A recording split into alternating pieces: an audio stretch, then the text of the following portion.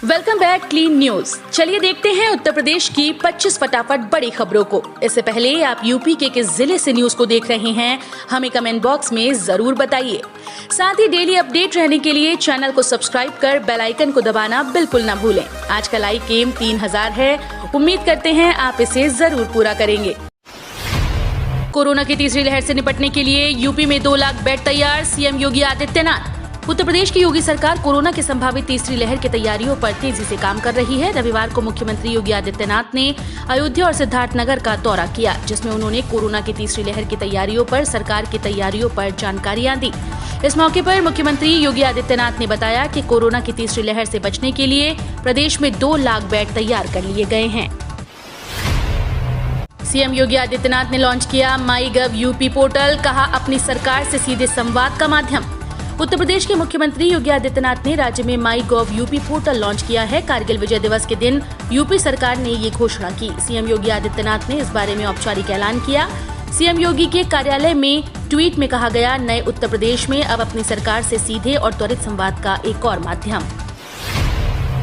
58,000 पंचायत सहायकों की भर्ती, अपने रिश्तेदारों को नहीं नियुक्त कर पाएंगे प्रधान, 10वीं और 12वीं के अंक बनेंगे मेरिट का आधार। पंचायती राज मंत्री भूपेंद्र चौधरी ने कहा कि उत्तर प्रदेश सरकार ग्राम पंचायतों में 58,000 से अधिक पंचायत सहायकों की भर्ती करेगी। वो लोक भवन में पत्रकारों से बात कर रहे थे। उन्होंने बताया कि प्रधान अपने परिवार व रिश्तेदारों को नहीं रख पाएंगे। जिस जाति की आरक्षित ग्राम पंचायत होगी, उसी जाति का पंचायत सहायक होगा।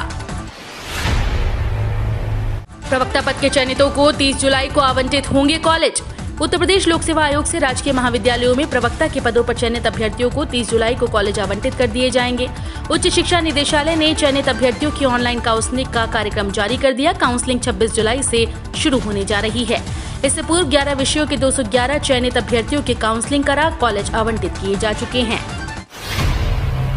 प्रयागराज से नागपुर, इंदौर, पटना की फिर शुरू हो सकती है सीधी उड़ान।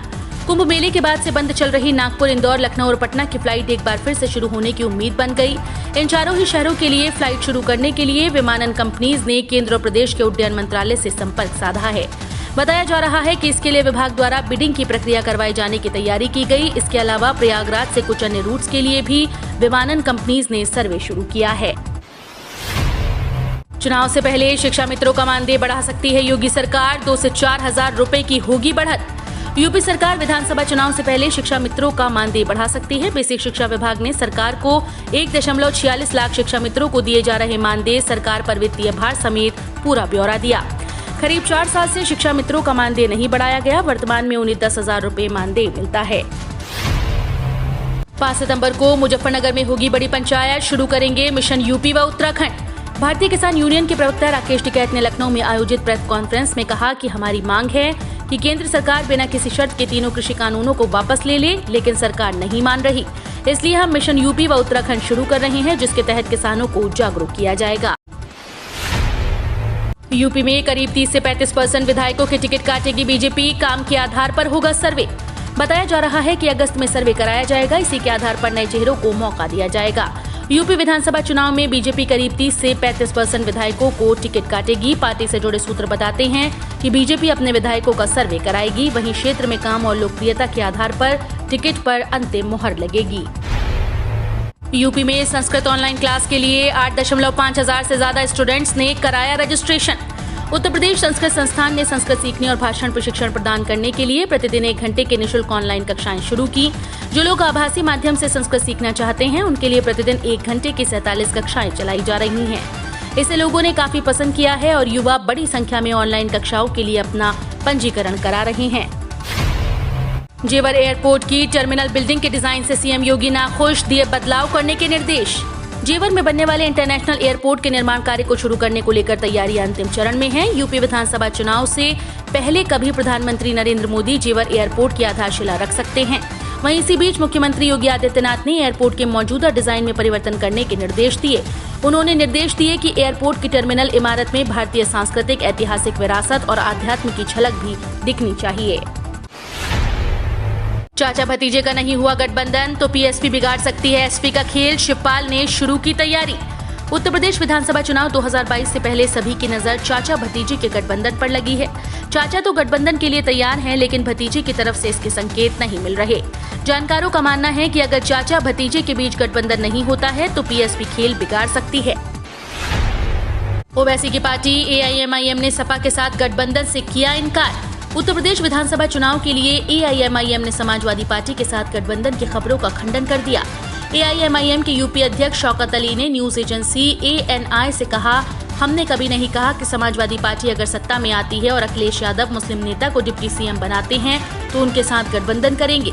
हम स्पष्ट रूप से इन खबरों का खंडन करते हैं, क्योंकि ना तो मैंने और ना ही एआईएमआईएम प्रमुख असदुद्दीन ओवैसी ने कभी ऐसा बयान दिया। यूपी के मुख्यमंत्री पद के लिए योगी आदित्यनाथ की पहली पसंद, 45% लोगों ने सराही कोविड की दूसरी लहर में भूमिका। उत्तर प्रदेश के सभी जिलों में जुलाई में करवाए गए पोस्ट कोविड स्नैप पोल से पता चला है कि कोरोना की दूसरी लहर के दौरान सीएम योगी आदित्यनाथ की भूमिका से 45% लोग बहुत अधिक संतुष्ट हैं। वहीं 28% लोग कुछ हद तक संतुष्ट और 20% लोग असंतुष्ट रहे। 8 महीने में यूपी पुलिस की गश्त हुई 23% महंगी, तो एम्बुलेंस का खर्च बढ़ा 1.5 गुना। पेट्रोल डीजल के बढ़ते रेट से कई चीजों के दाम बढ़ गए तो कई सरकारी विभागों का खर्च भी। यूपी के लखनऊ नगर निगम को महज 1 साल में तेल खर्च का बजट 7 करोड़ बढ़ाना पड़ा। 8 महीने में पुलिस की गश्त 23% महंगी हो गई। इसी तरह एम्बुलेंस संचालन का खर्च भी 1.5 गुना हो गया। ऐसे में इसका संचालन कर रही एजेंसी का मुनाफा भी घट गया। मौजूदा समय में पुलिस कमिश्नरेट में हर महीने करीब 60,840 लीटर डीजल और 17,500 लीटर पेट्रोल की खपत गश्त पर होती है। टीचर्स की भर्ती के लिए अब एक नई योग्यता यह भी। कोरोना के कारण हुए लॉकडाउन में 1.25 साल से पढ़ाई लिखाई ऑनलाइन चल रही है। इस बदलाव ने शिक्षकों की अनिवार्य न्यूनतम योग्यता में भी परिवर्तन कर दिया है। अब स्कूल वाले टेक्नोलॉजी फ्रेंडली शिक्षकों को लेना पसंद कर रहे हैं ताकि डिजिटल प्लेटफॉर्म पर लग रही कक्षा में परेशानी न हो। सरकारी स्कूल्स में होने वाली शिक्षकों की भर्ती के कायदे कानून बदलने में तो समय लगेगा, लेकिन निजी स्कूल्स ने बदलाव लागू कर दिया है। राकेश टिकैत बोले, दिल्ली की तरह लखनऊ घेरेंगे, उत्तराखंड और पंजाब भी जाएंगे। पिछले करीब 1 साल से दिल्ली की बॉर्डर पर जारी किसान आंदोलन जल्द ही यूपी, पंजाब और उत्तराखंड सहित कई चुनावी राज्यों में भी शुरू हो सकता है। भारतीय किसान यूनियन के प्रवक्ता राकेश टिकैत ने सोमवार को इन राज्यों में आंदोलन शुरू करने की बात कही। उन्होंने कहा कि दिल्ली की तरह लखनऊ का भी घेराव किया जाएगा। जिस तरह दिल्ली में चारों तरफ के रास्ते सील हैं, ऐसे ही लखनऊ के भी सील होंगे। समाजवादी पार्टी का आरएलडी के साथ पश्चिम उत्तर प्रदेश में जाट मुस्लिम एकता पर जोर। उत्तर प्रदेश में जिला पंचायत अध्यक्ष के चुनाव में राष्ट्रीय लोकदल के साथ गठबंधन करने वाली समाजवादी पार्टी ने अब उत्तर प्रदेश विधानसभा चुनाव में इसको जारी रखने का मन बना लिया है। समाजवादी पार्टी ने उत्तर प्रदेश की सत्ता में वापसी की जोरदार तैयारी कर ली। पार्टी ने पूर्वांचल से ब्राह्मण सम्मेलन की तैयारी की है, तो पश्चिम उत्तर प्रदेश में फोकस जाट व मुस्लिम की एकता पर है। अखिलेश यादव ने सरकार को नई दिल्ली में राष्ट्रीय लोकदल के अध्यक्ष जयंत चौधरी के आवास पर जाकर पूर्व केंद्रीय मंत्री स्वर्गीय चौधरी अजीत सिंह को श्रद्धांजलि अर्पित की। मुख्यमंत्री योगी बोले, वीर सपूतों के बलिदान के कारण ही हम सुरक्षित हैं। मुख्यमंत्री योगी ने कहा कि कारगिल विजय दिवस के अवसर पर कारगिल युद्ध व राष्ट्र की रक्षा हेतु सर्वोच्च बलिदान देने वाले प्रत्येक जवान के प्रति पूरे सम्मान व गौरव के साथ विनम्र श्रद्धांजलि अर्पित करता हूं। उन्होंने कहा कि ये मेरा सौभाग्य है कि आज मां भारती के वीरों के परिजनों को सम्मानित करने का अवसर प्राप्त हुआ। उन्होंने कहा कि सैनिक की शहादत ही कौम की जिंदगी होती है। रविकिशन ने मां विंध्यवासिनी और काशी विश्वनाथ के किए दर्शन। बोले, बसपा सपा और कांग्रेस खेल रही ब्राह्मण कार्ड। अभिनेता और गोरखपुर के सांसद रविकिशन ने सोमवार को मां विंध्यवासिनी के दरबार में हाजिरी लगाई। इस दौरान उन्होंने पत्रकारों से बात करते हुए कहा कि बसपा सपा व कांग्रेस ब्राह्मण कार्ड खेल रही है।